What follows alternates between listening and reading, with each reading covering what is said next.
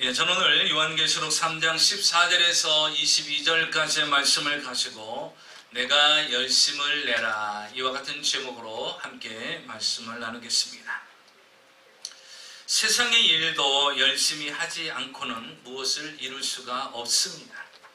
세상의 모든 위대한 업적은 그 일에 미쳤다는 소리를 들을 만큼 열심히 했기 때문에 얻은 결과라는 것이죠. 신앙생활도 마찬가지입니다. 열심히 해야 열심히 한 것만큼의 영적인 열매를 거두게 되는 것입니다. 미국의 도저 목사님은 미국 교회를 향하여 이렇게 외쳤습니다. 사람들의 머리는 교리와 성경의 진리로 가득했지만 그들의 마음은 차가웠고 그들의 영혼은 혼수 상태에 있다. 지금 우리에게 필요한 것은 우리의 마음이 뜨겁게 타오르는 것이다. 열정이 식어지고 뜨거움이 식어진 미국 교회를 향한 간절한 외침이라고 볼 수가 있습니다. 오늘 성경 본문에는 요한계시록에는 7개의 교회가 등장합니다. 7개의 교회가 등장하는데 그 하나의 교회가 서머나 교회가 등장을 하는데, 오늘 이 서머나 교회는 오늘 본문에 기록한 라우디게아 교회랑 아주 대조적인 모습을 비추고 있습니다. 서머나 교회는 이렇게 평가를 했어요. 그들이 볼 때, 사람들이 비춰볼 때는 아주 가난한 교회입니다. 사람들이 평가할 때 그 외적인 교회의 모습이나 그 안에 속해 있는 성도들을 볼 때 너희들은 가난한 교회라고 평합니다. 그러나 하나님이 그 교회를 평가할 때는 너희는 부유한 교회라고 주님이 평가를 하십니다. 그런데 오늘 성경 본문에 나오는 이 라우디게아의 교회는 다른 평가를 받습니다. 오늘 성경 17절을 우리 같이 한번 볼까요? 라우디게아 교회를 향해서 17절에 이렇게 말합니다. 내가 말하기를 나는 부자라 부유하여 부족한 것이 없다 하나 내 곤고한 것과 가련한 것과 가난한 것과 눈먼 것과 벌거벗은 것을 알지 못하는도다. 이렇게 말하고 있습니다. 서머나 교회는 사람들 눈에 보일 때는 가난한 교회지만 하나님 눈에 보일 때는 영적으로 부유한 교회라고 평가를 내렸어요. 그러나 오늘 성경에 등장하는 라우디게아의 교회는 겉으로는 부유합니다. 교회도 부유하고 성도들도 부유합니다. 그러나 하나님께서 평가하기를 너희는 가난한 자라고 평가를 합니다. 영적인 부분에 대해서는 너희는 가난하다고 평가를 하는데 이렇게 말하죠. 너희의 곤고한 것과 가련한 것과 가난한 것과 눈먼 것과 벌거벗은 것을 알지 못하다라고 주님이 말씀하고 계십니다. 이렇게 열심과 뜨거움이 식어진 이 교회를 향해서 주님께서 말씀하십니다. 19절에 보니까 내가 열심을 내라 회개하라, 이렇게 말하고 있습니다. 우리가 이 사회에도 보면요, 신앙생활하는데도 보면 그렇습니다. 어떤 성도는요, 겉으로는 가난한 사람입니다. 그러나 그는 영적으로 볼 때 아주 부유한 사람이시죠. 또 어떤 사람은요, 겉으로는 상당히 부유합니다. 부족함과 모자람이 없는 것 같아요. 그러나 영적으로 보면 아주 가난한 사람이 있더라는 것입니다. 이 라우디게아의 교회의 모습은요, 겉은 화려합니다. 교회도 부유하고 성도들도 부유하여 부족함이 없습니다. 그런데 주님께서 말씀하시기를 이렇게 이야기합니다. 19절에 내가 열심을 내라 회개하라, 이렇게 말합니다. 심지어 그렇게 열심을 내지 않으면 너희를 내가 내 입에서 토해내겠다라고 말씀하십니다. 여러분, 라우디 교회의 성도들은 열심을 지금 잃어버리고 있다는 거예요. 원래 그렇게 믿었던 교회가 아니에요. 처음에는요, 열정을 냈어요. 뜨거움이 있었어요. 그래서 교회가 부흥이 됐죠. 그래서 교회를 아름답게 건축을 했어요. 그리고 그 안에 속해 있는 모든 성도들이 부유한 축복을 다 받았습니다. 그런데 지금의 그들의 모습은 어떻습니까? 아주 신앙이 식어졌어요. 뜨거움이 사라졌습니다. 열심이 다 사라져버렸어요. 도대체 라우디 교회의 이 성도들의 모습, 이 교회가 왜 갑자기 그 열심과 뜨거움이 식어졌을까?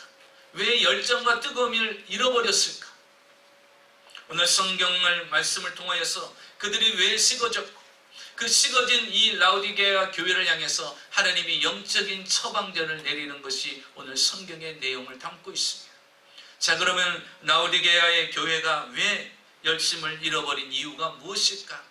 우리가 먼저 말씀을 통해서 알아보겠습니다. 첫째로 보니까 그들의 미지근한 삶이 그들의 신앙을 미지근하게 만들었던 것입니다. 라오디게아 교회와 교인들은 역시 넉넉한 생활을 하고 있었어요. 경제적으로 어려움이 없었습니다. 그래서 풍족했어요. 그런데 하나님이 그들의 모습을 평가하기는 칭찬을 듣는 것이 아니라 오히려 책망을 받는 신앙생활을 하고 있었다라는 것입니다. 라오디게아의 모든 교회는 영적인 적극성이 사라졌어요. 뜨거움과 열심과 열정이 이미 사라진 지 오래라는 것입니다. 본래 그들은 뜨거웠어요. 뜨거웠을 때는 어떻게 합니까? 여러분, 열심히 했을 때는 어떻게 하죠? 물불을 가리지 않고 열심히 신앙생활해요. 새벽 예배도 나오고 모든 예배마다 참석하고 모든 부서에 들어가서 헌신하고 충성하고 열심을 다하여 신앙생활을 합니다. 뜨겁고 열심히 있을 때는요, 그 열정이 계속해서 살아났었어요.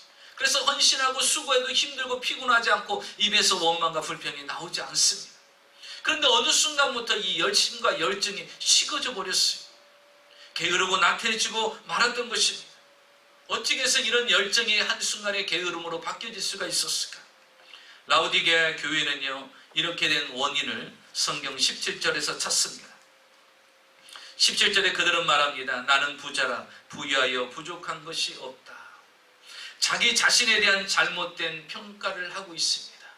여러분, 우리 신앙생활하면서 여러분 자신을 잘 분별해야 돼요. 여러분, 소크라테스가 뭐라고 이야기했죠? 내 자신을 알라, 이렇게 이야기했죠. 네. 그런데 자기 자신을 모르는 사람한테는 뭐라고 말하냐? 내 꼬락서기를 알라, 이렇게 얘기한대. 잘 분별을 못하면. 네, 그 소크라테스는 고급스러운 말이고, 자신을 안다라는 것, 자신의 신앙생활이 어떠한지, 자신의 영적 상태가 어떠한지를 알아야 되는데, 이 라오디 교회는요, 성도들은 착각하고 있어요. 나는 부자라, 부유하여 나는 부족한 것이 없다라고 평가를 합니다. 스스로 만족해하고 있어요. 그런데 여러분, 내 평가보다 더 중요한 것은요, 하나님이 우리 교회를 어떻게 평가하느냐가 더 중요하다라는 것입니다. 하나님이 평가라는 걸 보십시오. 17절 하반절에 보니까 영적으로 그들은 중증에 빠져 있어요. 내 곤고한 것과 가련한 것과 가난한 것과 눈먼 것과 벌거벗은 것을 너희들이 알지 못한다. 그런 모습을 볼 때 나는 내 입에서 너희들을 토해내고 싶을 정도로 영적으로 중증의 병에 걸려있다는 거예요. 착각하고 있다는 거예요. 나는 부자기 때문에, 부유하기 때문에, 경제적으로 생활적으로 이제 풍족하기 때문에 문제가 없다는 것입니다. 여러분, 육의 부유가 영적인 부유와 같이 연결이 됩니까? 절대 그렇지 않다는 것입니다. 여러분, 육적인 부유는 부유한 것이고 영적인 부유는 영적인 부유와 다른 것인 것입니다. 그런데 육적인 부유가 곧 영적인 부를 만들어줄 거라고, 영적인 부와 동일하다라고 착각하고 있는 것입니다. 그들의 영적인 상태는요, 너무나도 초라하고 잘못되어 있는 상태인 것입니다. 사실 이들의 또 문제는요, 경제적인 부분 때문에 문제가 생긴 것입니다. 여러분, 사실 라오디 교회의 지역은요, 아주 부유한 도시입니다. 왜 그러냐면 그쪽 지역은요, 아주 경제적으로 어려움이 없는 부유한 도시 속에 살다 보니까 그들이 부유한 가운데 살게 돼요. 그런데 그 부유함이 그들에게 무엇을 갖다 주었느냐? 영적인 나태함을 가져다 줬다는 거예요. 여러분, 우리는 이렇게 기도한 적이 있을 것입니다. 하나님, 나에게 부유함을 주신다면, 나를 부유케 해주신다면 더 하나님을 열심히 믿겠습니다. 그런데요, 부유하게 만들어 주니까 놀러 갈 때도 많고 돈 쓸 일도 많고 돈 버느라고 시간이 없어서 교회도 못 쫓아오고 이런 일이 더 생겨요. 부유하면 더 하나님을 열심히 믿을 줄 알았어요. 평화로우면 더 하나님을 믿을 줄 알았어요. 더 헌신하고 더 열정과 더 뜨거움을 낼 줄 알았는데 그 부유함이 나를 게으르고 나태하게 만들더라는 것입니다. 그래서 주님이 이렇게 말씀하십니다. 15절과 16절을 볼까요? 내가 내 행위를 아노니 내가 차든지 아니하고 차지도 아니하고 뜨겁지도 아니하도다. 내가 차든지 뜨겁든지 하기를 원하노라. 내가 이같이 미지근하여 뜨겁지도 아니하고 차지도 아니하니 내 입에서 너를 토하여 버리리라. 그들의 상태는 어떻다는 거예요? 뜨겁지도 않고 차갑지도 않고 미지근하다라는 것이에요. 이 말은 무엇을 얘기합니까? 영적인 게으름의 상태라는 것입니다. 영적인 미지근함을 느끼고 있어요. 그러니까 열정이 다 식어진 거죠. 뜨거움이 다 식어진 거예요. 찬송을 불러도 힘이 없어요. 기도해도 힘이 없어요. 불타는 마음이 없어요. 애절한 마음이 없어요. 간절한 마음이 없습니다. 미지근한 상태이기 때문에. 그래서 주님은 그들을 향해서 말씀하십니다. 내가 열심을 내라라는 것입니다. 다시 뜨거워지라는 거예요. 다시 뜨겁게 열정이 회복되라는 것입니다. 성경은 말합니다. 사도 바울은 로마서 12장 11절에 부지런하여 게으르지 말고 열심을 품고 주를 섬기라고 말합니다. 역대하 16장 9절에 보니까 여호와의 눈은 온 땅을 두루 관찰하사 전심으로 자기에게 향하는 자들을 위하여 능력을 베푸신다 그러십니다. 하나님께서 사방을 살피셔서 전심으로 주를 향하는 자에게 하나님께서 집중하시고 그를 관찰하시고 그를 인도해 주시겠다고 말씀하신 것입니다. 여러분, 은혜 받은 사람의 특징이 무엇입니까? 열심이라는 거예요. 뜨거움이라는 것입니다. 그래서 우리는 날마다 은혜 속에서 살아가야 돼요. 그냥 섬기는 것이 아니라 열심으로 뜨겁게 섬기는 사람이 되어버린다는 것입니다. 그래서 우리는 날마다 하나님의 은혜 가운데 있어야 되는 것입니다. 성경에 보니까요, 게으른 것에 대해서 주님이 책망을 합니다. 마태복음 25장에 보면 1달란트, 2달란트, 5달란트를 받은 사람이 나와요. 2달란트를 받은 사람은 2달란트를 열심히 해서 남겼어요.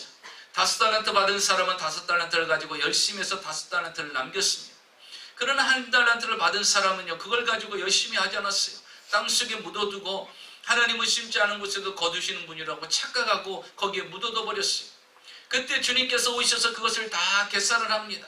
2달란트 받은 사람은 2달란트를 남겼어요. 그때 주님이 하신 말씀이 무엇입니까? 착하고 충성된 종아 잘하였도다 그러시고 칭찬해 줬어요. 5달란트 받은 사람은요, 5달란트를 남겼어요. 그에게 뭐라고 말씀하세요? 착하고 충성된 종아 잘하였도다 말씀하십니다. 그런데 1달란트 받은 사람은요, 달란트를 남기지 않고 그대로 가지고 있었어요. 그때 주님이 하신 말씀이 무엇입니까? 이 악하고 게으른 종아, 이렇게 말씀하셨어요. 악하고 게으른 종이라고 평가를 하셨어요. 여러분, 하나님은요, 악하고 게으른 자는요, 있는 것도 빼앗아서 다른 사람에게 준다는 사실입니다. 그래서 우리는요, 열심히 있는 자가 되어야 돼요. 내게 있는 것을 빼앗기는 자가 되지는 않아야 된다는 것입니다. 열심을 내서 내가 2달란트를 남기면 또 2달란트를 받을 수 있는 사람이 되어야 돼요. 또 2달란트를 가지고 2달란트 남기면 또 2달란트를 하나님 앞에 받을 수 있는 사람이 되어야 되는 것입니다. 그런데 게으르고 나타여서 그들이 남기지 못했던 것입니다. 여러분, 물고기는요, 잘 때도 눈을 뜨고 자고요, 죽을 때도 눈을 뜨고 죽습니다. 항상 눈을 뜨고 있어요. 초대교회가 로마로 인해서 핍박을 받을 때 그들이 피할 데가 없었어요. 그래서 저 외곽지역 지하 동굴 카타콤이라는 곳에 들어가서 그들이 신앙생활합니다. 그 카타콤은 어떤 곳이냐? 바로 시체를 매장하는 장소입니다. 그런데 로마 사람들은요, 이 장례지를 신성 불가침 지역이라고 생각하는 거예요. 다시 말하면 아주 거룩하고 신성한 곳이다 생각해서 함부로 그곳에 오지 않습니다. 그러니까 기독교인들이 피했기는 딱 좋은 장사죠. 냄새나고 뭐 그런 상황이지만, 그런데 그 로마 사람들의 핍박을 피해서 숨을 수 있는 유일한 곳, 그 카타콤 지하 동굴, 그곳에 들어가서 그들이 생활을 합니다. 무려 300년이라는 기독교 탄압의 위기 속에서 그곳에서 신앙생활을 합니다. 그 카타콤 동굴이 발견됐을 때 그 동굴 안에 벽화에 그려진 그림들이 있어요. 그것 중에 하나가 바로 물고기 그림입니다. 그리스어로 익툭스라고 하는데 바로 물고기 그림이 그 안에 벽화에 그려져 있어요. 왜 그들이 그 지하 동굴 속에서 신앙의 핍박을 피해서 그곳에서 하나님을 믿으면서 벽화에다가 이 물고기 그림을 그렸냐? 물고기처럼 낮에도 눈을 뜨고 죽어서라도 눈을 뜨듯이 항상 깨어있는 자가 되자. 그래서 서로 격려하는 거예요. 우리 힘잃지 말고 깨어있는 자가 되라. 주님이 보고 계시다. 주님이 함께 하시다. 우리는 깨어있는 자가 되자. 우리가 비록 지하굴에 있지만 깨어있자. 하나님이 하실 것이다. 결국 여러분, 신앙의 자유를 얻게 만들어 주시잖아요. 사랑하는 성도 여러분, 우리는 깨어있는 자가 되어야 되는 것입니다. 열심을 내는 자가 되어야 되는 것입니다. 미지근한 자는 하나님이 토해버린다고 말씀하시죠. 이 라오디 교회에는요, 어땠느냐? 모든 것들이 적당했어요. 신앙생활도 적당히 예배드리고 말씀드리고 봉사하고 헌신하고 하나님 앞에 헌금하는 모든 것들이 다 적당히 했어요. 왜? 미지근한 신앙이니까요. 열심을 내지 않아요. 정확하게 하지 않습니다. 주님은 말씀하십니다. 차갑든지 뜨겁든지 하라는 것이요. 미지근하는 것은 쓸모가 없다라는 것이며, 그러니까 주님이 토해내겠다라는 것입니다. 어떤 분들은 말합니다. 적당히 믿으라고 말합니다. 그러나 여러분, 적당히 믿어서는 하나님의 은혜를 입을 수가 없어요. 열심을 내야 되는 것입니다. 뜨거움을 내야 돼요. 열정을 내야 되는 것입니다. 두 번째로 보니까 그들에게 있어서 하나님 앞에 책망을 받았었던 것은, 신앙이 식어졌던 것은 균형을 잃은 삶을 살았기 때문인 것입니다. 균형이 이루어졌어요. 라오디게아 교회가요, 열심을 잃어버린 이유는 균형 있는 삶이 무너졌기 때문인 것입니다. 라오디 교회의 성도들은요, 경제적으로 상당히 부유했습니다. 왜 그러냐면 그때 당시 로마 시대에 이 프리지아의 가장 부유했던 도시가 바로 라오디 교회 지역입니다. 그곳에는요, 금융업이 발달했고 의과대학과 섬유산업으로 아주 유명했습니다. 그러니까 도시 자체가 부유하고 활성화되다 보니까 그 지역에 사는 사람들이 다 부유하는 거예요. 그곳에 있는 교회는 더더욱더 부유하게 되는 것입니다. 그래서 교회도 부유해지고요, 성도님들도 부유해진 것입니다. 그런데 이 부유한 도시에 살면서 그들이 육체적으로 부유했는데, 그러나 영적으로는 어떻게 됐습니까? 오늘 성경에 말하기를 그들은 부자라고 생각하고 부족함이 없다라고 생각했는데, 주님께서 그들의 영적인 상태는, 신앙의 생활의 모습은 어때라고 말했습니까? 그들은 곤고하고 가련하며 가난하고 눈이 멀었고 벌거벗은 부끄러운 모습으로 신앙생활을 하고 있다는 것입니다. 사회생활은 아주 잘하고 있어요. 가정생활은 아주 잘하고 있어요. 그런데 무슨 생활이 안 되는 거예요? 신앙생활이 제대로 되고 있지 않는 것입니다. 여러분, 오해하면 안 됩니다. 하나님께서는 그러면 사회생활은 하지 말고 신앙생활만 열심히 하라고 말씀하시냐? 그게 아니라는 것이, 사회생활이라는 그 삶의 영역과 신앙생활이라는 이 삶의 영역이 항상 어떻게 균형이 잡힌 신앙생활을 해야 된다는 거예요. 균형 잡힌 삶을 살아야 된다는 것입니다. 여러분, 이런 사람들이 있어요. 어떤 사람은요, 사회생활을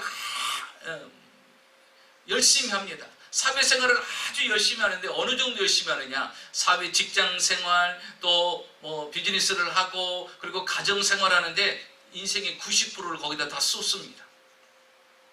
그런데 신앙생활은요, 기도생활, 예배생활, 말씀생활, 주님 앞에 헌신하고 봉사하는 이런 생활은요, 딱 10%만 쏟고 있어요. 그럼 이런 사람들을 뭐라고 말합니까? 9대1 성도라고 말하는 거예요. 여러분, 균형이 있습니까? 없습니까? 균형이 없죠. 또 어떤 사람은 이런 분들이 있어요. 아주 사회생활은요, 10%밖에 열심을 안 해요. 직장에 가서도 10%밖에 안 해요. 가정생활도 그냥 내팽개치고 10%만 그냥 대충대충 해갑니다. 그런데요, 교회만 오면 날라다녀요. 그래서 교회만 오면 날라다니고요, 다 비켜 내가 깨 이러면서 다 하시는 분들이 있어요. 그래서 교회 안에서요, 90%라는 분이 있어요. 90%. 그래서 맡은 게 너무 많아. 우리 교회는 숫자가 없어서 맡은 거예요. 아, 목사님 많으니까 내려놓으라는가 보다. 이 뜻으로 또 오해하시면 안 돼. 그런데 큰 교회 됐을 때, 성도들이 많았을 때, 그러니까 교회 많음에도 불구하고, 성도들이 많음에도 불구하고 다 해야 돼요. 이것도 내가 해야 되고 저것도 내가 해야 되고 다 합니다. 그래서 교회에서는요, 90% 움직입니다. 그럼 이런 분을 뭐라고 말합니까? 9대1의 성도라고 하는데, 이런 성도는요, 잘못하면 이단에 빠질 확률이 많아요. 여러분, 이단교가 다 이렇게 하잖아요. 세상 것을 다 내팽개치고, 직장도 그만두고, 가정도 내팽개치고, 남편도 아내도 내팽개치고, 자녀들도 내팽개치고, 나만 충만하면 된다, 나만 천국 가면 된다. 그래갖고 지금도 저 피지 천국을 향해서 나간 사람들이 지금 얼마나 많이 있어요. 아직도 안 돌아오고 있어요. 남편하고 자식을 다 이 한국에 두고 올인한 거예요. 교회 신앙생활에 90% 올인한 거예요. 그러니까 가정도 상관없어요. 남편도 상관없어요. 아내도 상관없어요. 나만 천국 가면 되는 거예요. 사랑하는 성도 여러분, 주님께서 말씀하시는 것은 이 라오디 교회는요, 사회적으로는 아주 열심히 해요. 그런데 신앙생활은 제로예요. 그래서 여러분, 참된 그리스도인들은요, 균형 있는 삶이, 균형 있는 신앙생활이 생명입니다. 그래서 사회생활, 직장생활, 가정생활도 여러분 100% 열심을 해야 되는 거예요. 그리고 교회 와서 신앙생활도 100% 열심히 해야 돼요. 그래서 여러분, 그리스도인들은요, 세상 사람들과 다르게요, 부지런히 바쁘게 사는 거예요. 세상 사람들은요, 세상 것만 100% 올인하면 되는 거예요. 그런데 그리스도인들은요, 세상 것에서 100% 열심을 해야 되고요, 신앙생활, 교회생활도 100% 열심히 해야 돼요. 이게 뭐예요? 균형 있는 신앙생활, 균형 있는 성도의 모습입니다. 그런데 지금 이 라오디 교회에는 어떻습니까? 균형이 없어요. 균형이 이미 어디로 쏠려 있습니까? 세상에 90%가 들어가 있는 거예요. 그리고 하나님께는 1%밖에 없는 그들의 모습인 것입니다. 2020년도 NFL 슈퍼볼 경기가 마이애미에서 있었습니다. 캔자스시티 치프스 팀과 샌프란시스코 49너스를 같이 경기가 이루어졌는데 치프스 팀이 31대 20으로 승리를 거둡니다. 자, 승리를 거뒀을 때 이 캔자스시티의 그 클락 헌트 구단주가 인터뷰를 할 때 하나님께 영광을 돌린다라고 인터뷰를 합니다. 그런 인터뷰를 하면서 이렇게 이야기합니다. 우리가 오늘 우승에 이르기까지 도와준 내 가족과 함께 기도하고 함께 힘써주고 도움을 줬던 그분들과 함께 하나님께 영광을 돌린다라고 아주 공식석상에서 하나님께 영광을 돌리는 모습을 보게 되는데요. 이 치프스 팀이요, 50년 만에 처음 우승을 한 거예요. 1970년대에 우승 한번 하고 그 뒤로 50년 만에 기적 같은 일을 만들어낸 것입니다. 그 장소가 어디예요? 이 마이애미 지역이에요. 돌피스 경기장에서 했던 것입니다. 자, 그런데 이분이, 이 구단주인 헌터가 얼마나 신앙이 좋은지, 그는 10살에 캠프에서 주님을 만났습니다. 그리고 그는 나에게 신앙이 가장 우선순위입니다. 그가 구단주가 되면서요, 모든 직원들이 영적인 침체가 아니라 늘 영적으로 충만하기를 항상 소원했습니다. 그리고 모든 직원들이 신앙 안의 정체성을 소유하기를 늘 소원했어요. 그러면서 이 구단주가 한 결단이 있는데, 그게 뭐냐면 이 치프스 팀은요, 지역 내 사역자들과 미 스포츠 선교단체와의 협력으로 홈 경기 전에 팬들과 함께 예배 드리는 것을 시작을 합니다. 쉽지 않은 거예요. 공식적인 거기 때문에. 그래서 홈 경기 전에 팬들 예배 드리기를 원하는 사람들, 그리고 모든 성들, 구단자에 속해 있는 모든 사람들 불러가지고 같이 예배를 드리기 시작합니다. 치프스 팀이 이제 2014년부터 경기 전에 예배를 드려왔다고 합니다. 현장에서 이러한 신앙적 행사를 갖는다는 것은 NFL 역사상 처음 있는 일이라는 거예요. 공식적으로 있었던 처음 일입니다. 자, 이 모든 것들도 하나님이 운행하시고 역사하신다. 그래서 우리가 달리고 뛰고 던지고 하지만 거기에도 하나님의 주관과 간섭과 개입이 있으시다. 그래서 우리는 항상 하나님께 기도하고 예배드리자. 그래서 홈 경기 때마다 이 구단주와 함께 모든 팀들이 늘 기도하고 시작을 했다는 것입니다. 여러분, 그 결과가 어떻게 됐어요? 50년 동안 풀어지지 않았던 것이 이 50년 만에 이 마이애미 지역에서 우승으로 결과를 거두게 된 것입니다. 그때 당시에 이 치프스의 쿼터백이 있는데 매트릭 마움스라는 사람이 쿼터백입니다. 이 사람이 마지막 인터뷰를 합니다. 그의 인터뷰는 이것입니다. 내게 있어서 신앙은 항상 중요했다. 치프스 팀을 위해 뛰기도 하지만 나는 하나님을 위해서도 뛰었다라고 이야기합니다. 여러분, 선수부터 시작해서 구단주까지 다 하나님 안에서 신앙으로 하고 있습니다. 여러분, 무엇을 얘기합니까? 여러분, 사회생활도 100%, 신앙생활도 100%.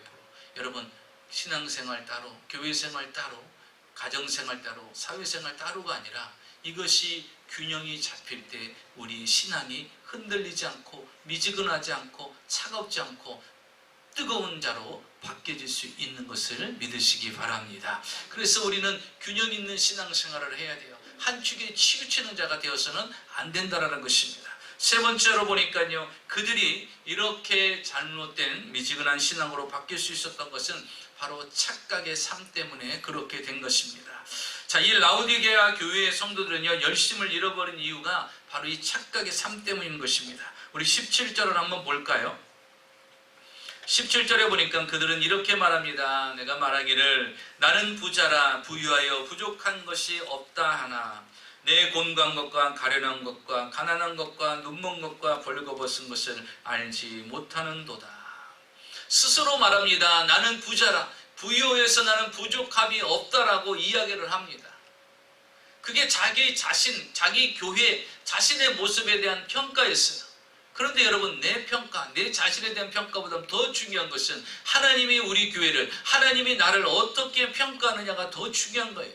자, 하나님이 그들을 어떻게 평가합니까? 보세요. 내가 곤고한 것과 가련한 것과 가난한 것과 눈먼 것과 벌거벗은 것을 알지 못하도다, 이렇게 말합니다. 곤고하다고 그랬어요. 불행한 상태가 지금 계속 유지되고 있어요. 또 가련하다고 그랬어요. 이 말은 뭐예요? 영적으로 보기에 불쌍하다라는 것입니다. 가난하다고 이야기합니다. 내 물질적으로는요, 그들은 부유한 도시에 살기 때문에 경제적으로 어려움이 없어요. 그래서 그들은 풍족합니다. 그런데 뭐가 가난한 거예요? 그들은 영적으로 아주 가난한 자가 되어버렸다는 것입니다. 눈이 멀었다는 것이에요. 세상에 돈 버는 일에는요, 눈이 활짝 열렸어요. 세계 정치, 사회, 경제, 문화에 대해서, 패션에 대해서, 세계 흐름에 대해서 다 알고 있어요. 그래서 세상으로 향해서는 눈은 다 열려있는데 하나님에 대해서, 신앙생활에 대해서, 영적인 것에 대해서는요, 눈이 다 닫혀버린 사람이에요. 그러니까 세상적으로는 성공했어요. 사회적으로는요, 부유한 삶을 살아가요. 그걸 이뤄냈습니다. 그런데 영적으로는 어떤 사람이에요? 가난한 사람이 되어버렸다는 거예요. 영적으로 굶주린 사람이 되어버렸어요. 그리고 뭐라고 말합니까? 눈이 멀었다고 그랬어요. 그 눈이 멀은 게 무엇입니까? 세상에 대해서는 눈이 열렸지만 하나님에 대해서는 눈이 닫혀있다라는 거예요.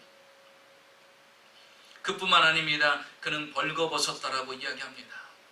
영적으로 자신이 벌거벗어서 수치스러운 모습을 보지 못해요. 왜? 육적인 눈을 가지고 영적인 벌거벗음은 알 수가 없는 것이죠. 지금 주님은 그들을 이렇게 평가합니다. 한마디로 말해서 라우디게아 교회의 모습은 무엇입니까? 영적인 무감각, 영적인 교만, 영적인 착각 속에서 그들이 살아가고 있다는 것입니다. 성경에 보니까 착각 속에 있는 자를 예를 들어서 주님께서 말씀하신 부분이 있는데요. 마태복음 7장 22절에서 23절에 보니까 이렇게 말씀하십니다. 그날에 많은 사람이 나더러 이르되 주여 주여 우리가 주의 이름으로 선지자 노릇하며 주의 이름으로 귀신을 쫓아내며 주의 이름으로 많은 권능을 행하지 아니하였나이까 하리니 그때 내가 그들에게 밝히 말하되 내가 너희를 도무지 알지 못하니 불법을 행하는 자들아 내게서 떠나가라 하니라. 이렇게 말합니다. 어떤 사람이 주여 주여 내가 주의 이름으로 선지자 노릇하고 주의 이름으로 귀신을 쫓아내고 주의 이름으로 내가 권능을 행하였습니다. 얼마나 대단한 일입니까? 주의 이름으로 내가 했다라는 거예요. 나름 주의 이름으로 내가 선지자 노릇하고 주의 이름으로 내가 권능을 행하고 주의 이름으로 귀신을 쫓아냈어요. 얼마나 대단한 일입니까? 그래서 그는 생각했어요. 아, 하나님이 나를 칭찬해 주시고 하나님이 나에게 상급을 주시겠다라고 생각했는데 주님이 뭐라고 말씀하셔요? 내가 너를 도무지 알지 못하느라 불법을 행하는 자야 내게서 떠나가라라고 말씀하셔요. 얼마나 황당합니까? 내 기준으로 봤을 때는 내가 주의 이름으로 이 모든 것을 행한 것 같은데 주님이 나를 인정하지 않는 거예요. 불법을 행한 자야 떠나가라는 거예요. 이 말은 무엇입니까? 내 열심과 내가 열심히 한 것 같은데 내 뜻대로 했다라는 것입니다. 하나님의 뜻대로 하지 않은 거예요. 내 영광만을 드러내고 내 자랑을 드러냈고 내 이름을 드러내고 내 위치를 드러내는 교만함이 그에게 있었다라는 것이에요. 하나님께 영광 돌리는 것이 아니라 내가 스스로 영광을 받은 거예요. 자기 뜻대로 행했던 것입니다. 여러분, 하나님의 뜻대로 행한 것은요, 하나님의 아름다운 열매를 그에게 주시는 것입니다. 그런데 주님은 말씀하십니다. 불법을 행하는 자에 내게서 떠나가라라고 말씀하실 정도였어요. 여러분, 오늘 보십시오. 이 라우디게아 교회의 성도들은요, 착각을 하고 있습니다. 한번 성경을 볼까요? 17절입니다. 스스로 말합니다. 나는 부자라 부유하여 부족한 게 없다고 하는데 17절 첫 번째 뭐라고 말하죠? 내가 말하기를. 누가 말한 거예요? 자신들이 스스로 말한 거예요. 나는 부자고 부유해서 부족한 것이 없다라고 자기가 평가한 거예요. 여러분 스스로 그렇게 평가하지 마십시오. 착각하지 마십시오. 여러분, 육신의 눈으로 보이는 것이 다 평가가 아니에요. 주님이 나를 어떻게 평가하느냐에 여러분 초점을 맞춰야 되는 것입니다. 하나님이 나를 어떻게 생각하는가, 나의 지금 이 신앙생활, 사회생활하는 모든 가정생활하는 모습, 이 사회생활과 신앙생활의 이 균형 있는 나의 모습을 주님이 어떻게 평가하는가를 생각을 해야 되는 것입니다. 스스로 생각하는 거예요. 내가 말하기를 나는 부유해, 그래서 부족함이 없어라고 평가를 하는데 주님은 그렇게 평가를 하지 않고 있는 것입니다. 너의 모습을 보면 내가 입에서 토해내고 싶다라고까지 주님은 그렇게 말씀하십니다. 자, 이렇게 미지근하고 균형을 잃어버리고 착각 속에 있는 이 라오디 교회에게 하나님께서 영적인 처방전을 내리기 시작합니다. 18절을 보겠습니다. 18절에 보니까 주님께서 그들을 치료하기 위해서 영적인 처방전을 내리는데 내가 너를 권하노니 내게서 불로 연단한 금을 싸서 부유하게 하고 흰옷을 싸서 입어 벌거벗은 수치를 보이지 않게 하고 안약을 싸서 눈에 발라 보게 하라. 내가 너를 권하노니 내가 이제 너희들을 치료하기를 원하고 너희들을 회복시키기를 원하고 내가 너희들에게 영적인 처방전을 내린다. 그러면서 뭐라고 말하죠? 불로 연단한 금을 싸서 부유하게 하라. 불로 연단하는 금을 싸서 부유하게 하라 그랬어요. 여러분, 금은 무엇을 얘기합니까? 바로 변함없는 믿음을 이야기하는 것입니다. 그런데 뭐라고 말씀하시죠? 내게서 그 금을 사라는 거예요. 다시 말하면 하나님을 100% 신뢰하는, 여러분 완전히 불순물이 없는 100% 완전한 금의 믿음을 가지라는 거예요. 여러분, 부유한 믿음이 되시기 바랍니다. 믿음으로 부유한 자가 되시기 바랍니다. 그들의 믿음은 없어요. 세상으로는 강력한 힘이 있는지 모르지만 믿음 안에서, 신앙 안에서는요, 그들은 없어요. 금을 잃어버린 지가, 믿음을 잃어버린 지가 너무나도 오래된 거예요. 그래서 주님은 말합니다. 내게 와서 나를 믿는 그 믿음이 다시 회복되기 위해서 믿음을 사라는 것입니다. 오늘 이 시간에 여러분 다시 확실한 100%의 믿음이 회복되시기를 주의 이름으로 축원합니다. 그리고 또 말씀하십니다. 흰옷을 사서 입어 벌거벗은 수치를 보이지 않게 하라는 거예요. 지금 자신이 벌거벗었어요. 그런데도 그 수치스러운 영적인 모습을 본인은 모릅니다. 그래서 주님이 말씀하시는 거예요. 흰옷을 사서 입으라는 것입니다. 여러분, 흰옷은 무엇입니까? 하나님이 우리를 다시 정결케 만드는 의의 세마포를 다시 입으라는 것입니다. 하나님의 자녀의 모습을 갖추라는 거예요. 구원받은 자의 모습을 갖추라는 거예요. 집사의 모습을 갖추라는 거예요. 권사의 모습을 갖추라는 거예요. 목사의 모습을 갖추라는 거예요. 장로의 모습을 갖추고서 입으라는 것입니다. 그리고 말합니다. 그 수치가 보이지 않게 하라는 것입니다. 여러분, 그리스도인들이 세상에서 손가락질 받고 무시당해서는 안 되는 것입니다. 하나님의 존귀한 자로 살아가야 될 줄 믿으시기 바랍니다. 세 번째로 말합니다. 영적인 눈이 열려야 된다라고 말합니다. 오늘 본문은 뭐라고 말하죠? 안약을 사서 눈에 발라 보게 하라 하시죠. 여러분, 육신의 눈병은요, 안약을 바르면 금방 치료가 됩니다. 그러나 여러분, 영적인 눈이 소경된 자는요, 그냥 안약 가지고 되지 않아요. 영적인 눈은요, 성령의 불을 받아야 되는 것입니다. 성령의 기름 부음을 받아서 눈이 치유가 되어야 됩니다. 여러분 보세요. 사도 바울이요, 그리스도인들이 하나님을 적대시하는 그리스도인들을 어떻게 합니까? 쫓아다니면서 그들을 잡아 죽이려고 사도 바울이 쫓아다니죠. 그날도 다메섹 도성으로 지나갑니다. 그래서 예수를 믿고 예수를 증거하는 자들을 잡아다가 핍박하고 감옥에 가두려고 가다가 다메섹 도성에서 주님을 만나는데 어떤 일이 일어났죠? 하늘에서 불이 내려와서 그의 두 눈을 태워버렸어요. 지금까지 이 눈은 어떤 눈이었어요? 그리스도인들은 잘못되고 기독교는 잘못됐고 예수를 증거하는 사람은 잘못됐다라고 생각했던 눈이에요. 그런데 불로 태워지고 난 뒤에 다시 그 치유가 되어서 눈이 다시 열렸습니다. 그때는 어떻게 됐습니까? 기독교만이 참 신앙이고 그리스도만이 구세주고 메시아고 그분을 믿어야만이 구원을 얻는다라는 새로운 삶으로 바뀌어지게 된 것입니다. 무엇입니까? 영적 치유가 있었기 때문에 눈이 달라진 거예요. 똑같은 눈인데 오늘 이 시간에 영적인 눈이 치유되고 새로운 영적인 세계가 열리시기를 주의 이름으로 축원합니다. 세상의 눈에만 밝아서는 안 돼요. 영적인 눈이 열려야 되는 것입니다. 그리고 말씀하십니다. 내가 열심을 내라 회개하라 이렇게 말씀하십니다. 여러분, 열심을 다시 내야 됩니다. 그런데 열심을 내지 않은 사람은 무엇을 하라고 했어요? 회개해야 된다는 거예요. 여러분, 지금까지 미지근한 신앙, 차갑지도 않고 뜨겁지도 않았던 그 신앙, 여러분 철저히 회개해야 되는 것입니다. 하나님이 그걸 기뻐하지 않는 거예요. 그래서 우리는 회개해야 됩니다. 그리고 다시 열심을 내야 되는 것입니다. 그리고서 보십시오. 21절 이렇게 말합니다. 이기는 자가 되라라는 거예요. 21절에 보니까 이기는 그에게는 내가 내 보좌에 함께 앉게 하여 주기를. 이기는 자는 어디 앉는다 그랬어요? 하나님의 보좌 옆에 우리는 같이 앉게 된다는 거예요. 여러분, 그래서 우리는 끝까지 싸워 승리하는 자가 되어야 됩니다. 중간에 미지근하면 안 돼요. 중간에 열정과 뜨거움이 식어지면 안 됩니다. 여러분, 주님 오시는 그날까지 그 열정과 뜨거움이 식어지지 않기를 주의 이름으로 축원합니다. 열심히 식어지면 안 돼요. 뜨거움이 식어지면 안 되는 것입니다. 그래야 우리는 이긴 자만이 하나님의 보좌 우편에 앉을 수가 있어요. 22절 마지막 절에 뭐라고 말합니까? 귀 있는 자는 성령이 교회들에게 하시는 말씀을 들을지어다. 여러분, 오늘 이 귀가 열려서 이 말씀이 여러분의 것이 되시기를 주의 이름으로 축원합니다. 귀가 열려야 되는 것이. 그래서 우리 교회는 지금 많은 일들을 행해야 됩니다.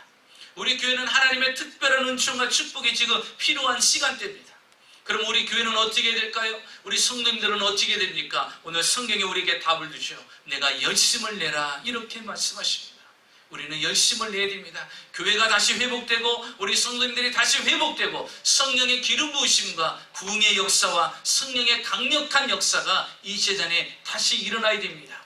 강단에서부터 오르는 성령의 역사가 발목에 차고 무릎에 차고 허리에 차고 헤엄할 만한 강력한 기름 부으심이 있을 때 교회는 다시 회복되는 것입니다. 지역사회의 복음화를 이룰 수가 있는 것입니다. 마지막 때 구원의 방주 역할을 감당할 수가 있어요. 우리가 열심을 내지 않으면 이거는 감당할 수가 없는 것입니다. 영국 런던에 위치한 메트로폴리탄 교회가 있습니다. 스펄전 목사님이 교회를 하셨어요. 이 목사님께서는 이때 당시 1866년에 성도가 몇 명이냐면 4,366명이었어요. 세계에서 가장 큰 교회고 세계에서 가장 많이 모이는 교회였어요.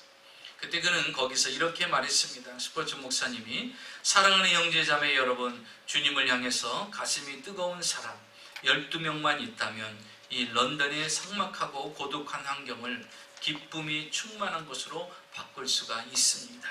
그러나 4,366명이 있다 할지라도 전부가 다 미지근한 성도라면 아무것도 할 수가 없습니다. 12명의 뜨거운 성도가 있으면 이 삭막하고 적막한 죄악으로 타락된 이 런던 도시를 기쁨의 도시, 복음의 도시로 만들 수가 있는데 4,366명의 많은 성도라 할지라도 그들이 다 미지근한 성도라면 우리는 아무것도 할 수 없다고 말했습니다. 여러분, 마찬가지예요. 우리 교회도요, 미지근한 성도로만 있으면요, 우리는요 빚더미에 앉죠. 그러나 열심히 있는 성도들만 하면요 쓰고도 남는 역사에 오병이의 기적이 나옵니다. 그래서 교회는요 열심히 있는 자가 나야 돼요. 잠시면서 살아갑니다. 여러분, 오늘도 우리는 다시 한번 회개합시다. 열심을 내지 못했던 것 주님 용서하시고 열심히 있는 신앙 되길 원합니다. 우리 교회가 열심히 회복되고 우리 성도님들이 열심히 회복되고 그래서 하나님을 기쁘게 하고 하나님께 칭찬받는 교회요. 우리 성도님들이 되기 위해서 오늘 말씀 생각하시면서 우리 이 시간에 한 목소리로 기도하겠습니다.